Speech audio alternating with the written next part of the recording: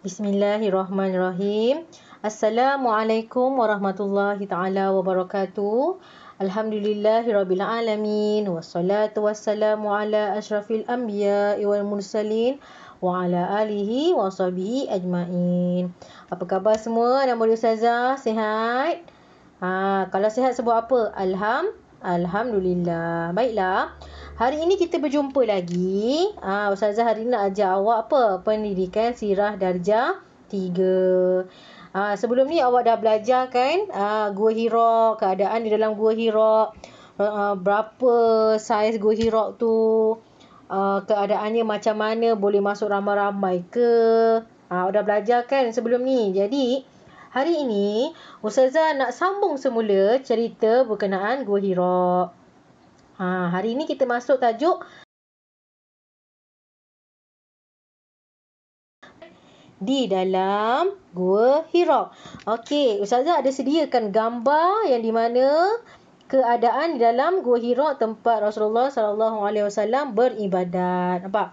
Tempatnya besar ke kecil ni? Kecil je. Tengok nak masuk tu. Boleh masuk berapa orang? Ustazah cakap sebelum ni. 2 orang. Boleh tak nak masuk ramai-ramai? Boleh, tapi sempit. Tersepit nanti. Okey. Ini adalah ialah keadaan di dalam Gua Hira. Jadi kita tengok pada isi pembelajaran kita. Okey. Ustazah baca sama-sama, semak, tengok. Biar pandai baca semua. Okey. Yang pertama, tujuan Nabi ke Gua Hira ialah untuk beribadat. Apakah tujuan Nabi ke Gua Hira? Apa tujuannya? Beribadat. Jadi beribadat tu macam mana? Solat, berzikir, berfikir, kan? Semua tu beribadat. Okey, Rasulullah ni adakah suka-suka nak pergi ke Gua Hira tu? Tidak. Tidak ya, dia beribadat. Yang kedua, perbuatan yang dilakukan oleh baginda itu dinamakan sebagai at-tahannus. Apa dia? At-tahannus. Apa maksud tahannus tu, cikgu? Okey, maksud tahannus ialah perbuatan mengasingkan diri untuk beribadat.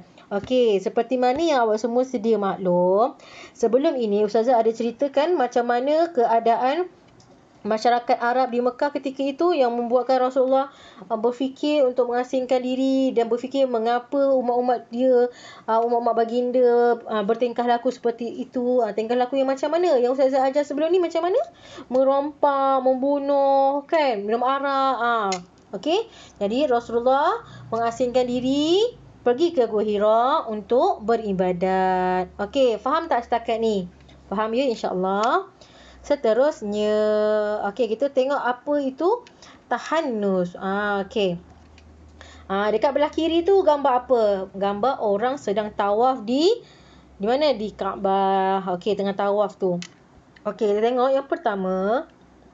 Amalan ini dilakukan juga oleh sesetengah masyarakat Arab Mekah. Jadi at-tahannus ni ialah mengasingkan diri, bukan sahaja Rasulullah SAW saja yang buat, malahan sesetengah masyarakat Arab Mekah yang lain pun turut buat, turut mengasingkan diri juga.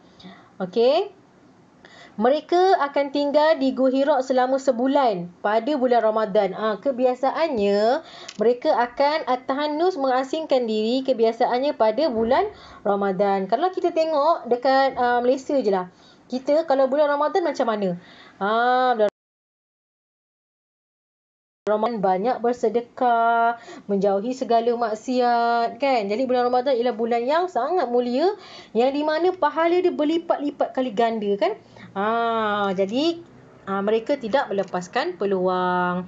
Mereka akan balik ke rumah masing-masing sehinggalah anak bulan Syawal kelihatan. Okey. Bila dah nampak anak bulan Syawal tu, maksudnya apa Syawal tu? Raya. Jadinya mereka akan duduk tahannus pada bulan Ramadan sehingga nampak anak bulan Syawal, barulah mereka pulang ke rumah masing-masing. Okey. Setelah itu mereka akan bertawaf sebanyak 7 kali di Kaabah dan pulang ke rumah. Jadi bila dah nak balik tu mereka akan pergi ke Kaabah lah. Mereka akan bertawaf sebanyak 7 kali. Dekat Kaabah, keliling Kaabah tu dia akan tawaf. Barulah mereka pulang ke rumah. Best tak cerita ni? Best kan? Awak tak nak pergi haji, pergi umrah? Ustazah teringin sangat. Jadi doakanlah semoga Ustazah dapat jejakkan kaki ke Mekah, insya-Allah. Okey. Seterusnya, kita tengok pada amalan Nabi ketika di Gua Hira. Apakah amalan Nabi yang Rasulullah lakukan kat Gua Hira? Apa yang Nabi buat ni? Ibadat yang macam mana? Kita tengok yang pertama, merenung dan berfikir. Merenung, Rasulullah merenung macam mana? Merenung ni Rasulullah diam dan berfikir. Bukan merenung termenung. Merenung dan berfikir. Yang kedua, Rasulullah juga berzikir. Berzikir macam mana? Nanti Ustazah ada bagilah zikirnya. Okey, antara zikir ni lah. Okey, pertama, merenung dan berfikir. Okey, tengok. Gua Hira terletak di atas bukit yang tinggi. Okey, jadi Rasulullah macam mana, seperti mana yang awak dah belajar sebelum ni, Gua Hira tempatnya tinggi kan?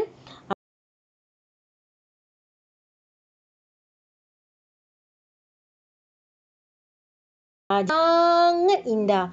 Awak kalau pergi tempat yang tinggi, apa yang awak nampak? Nampak bawah-bawah tu kecil-kecil, lepas tu cantik kan? Nampak macam, nampak pantai, nampak ni kan semua kan? Macam Rasulullah juga. Rasulullah duduk dekat kawasan yang tinggi. Rasulullah boleh melihat keadaan di bawah yang di mana yang sangat indah. Jadi, apabila melihat sesuatu yang indah, Rasulullah pun berfikir, siapakah yang menciptakannya? Betul. Jadi, Rasulullah bersyukur dan ia merenung, berfikir. Okey.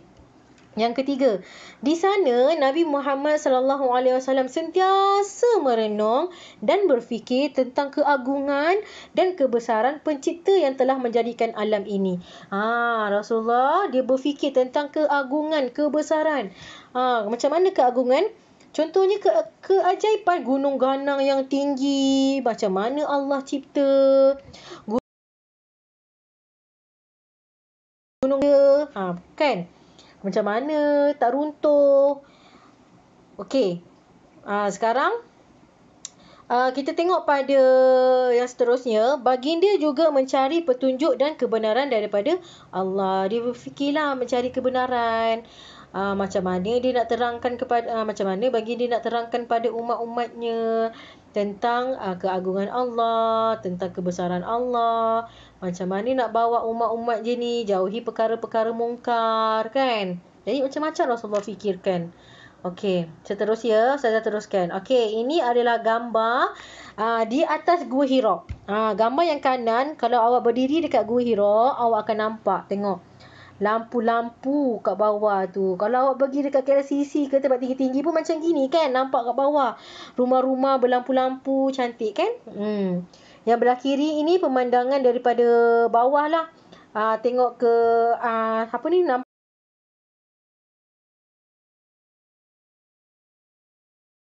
tu yang tinggi, berbatu-batu kan? Memang sangat mencabar. Okey, kita tengok yang seterusnya. Okey, boleh ya? Saya teruskan. Okey, yang kedua, apakah yang Rasulullah lakukan di dalam Gua Hira ialah berzikir. Okey, tengok ada gambar orang berzikir kan? Okey, Nabi Muhammad sallallahu alaihi wasallam juga sentiasa berzikir dengan lisan. Lisan kat mana? Lidah dan hati yang ikhlas mengingati Allah. Amalan ini berpandukan kepada ajaran Nabi Ibrahim alaihi salam. Okey, ini adalah bacaan dia.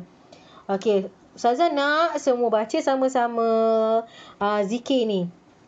Subhanallah walhamdulillah wala ilaha illallah Allahu akbar.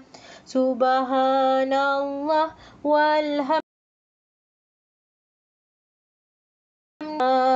illallah Allahu akbar.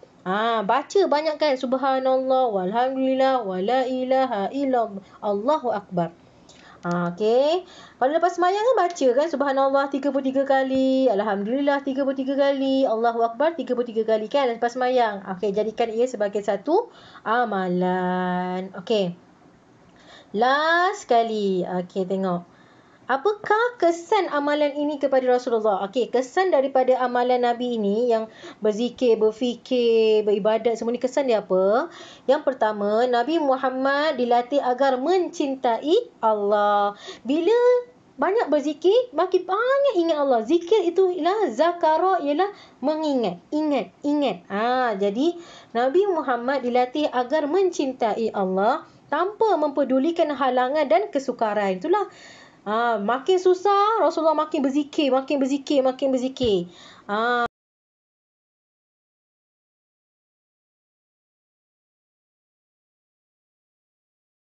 Muhammad bersifat lebih cekal dan tabah ketika menyampaikan ajaran Islam. Jadi, selepas ini Rasulullah akan menghadapi lagi banyak dugaan, lagi banyak rintangan. Sebab itu, ini kesan daripada amalan ini menjadikan Rasulullah ini lebih cekal, lebih kuat.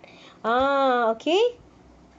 Jadi, Ustazah rasa sampai sini saja pembelajaran kita pada hari ini. Awak dah belajar kesan daripada amalan tahannus. Apakah zikir-zikirnya? Subhanallah, Alhamdulillah, Allahu Akbar. Awak juga dah belajar amalan-amalan Rasulullah ketika beribadat. Apa dia? Ketika dalam gua, merenung, berfikir, berzikir kan. Ni pemandangan-pemandangannya. Lagi apa? Awak dah belajar tahanus tu maksudnya apa? Mengasingkan diri. Okey, lagi? Itu sahaja. Jadi, sampai sini sahaja pembelajaran kita pada hari ini. InsyaAllah kita akan jumpa lagi pada